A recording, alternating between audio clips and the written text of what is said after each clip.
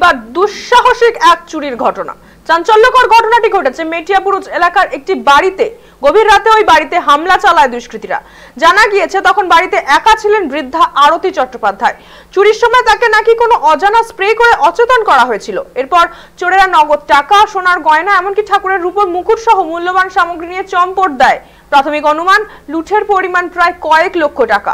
ইতিমধ্যে পুরো ঘটনাটি তদন্ত করছে মেটিয়াপুরুষ থানা পুলিশ। পাশাপাশি বাড়ির পাশে দোকান ও রাস্তা সিসিটিভি ফুটেজও খতিয়ে দেখা হচ্ছে।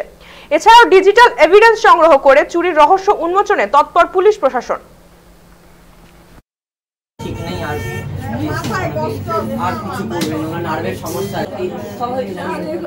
তখন আমি আমার দোকান দেখে আমি আমার ছেলেকে বেল টিপলো, ওই বেল হয়েছে শরীর খারাপ, না না আমার শরীর খারাপ নয়, এই ডাকাতি হয়েছে মনে হচ্ছে।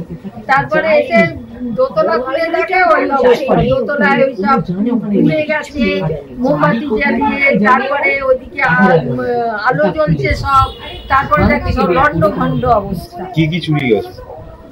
ওরা ওদের কানের, গলা আর হাতের চুরি ছিল, তারপরে নাকছাবি এইসব করে আপনার মুখে কি স্প্রে করা হয়েছিল?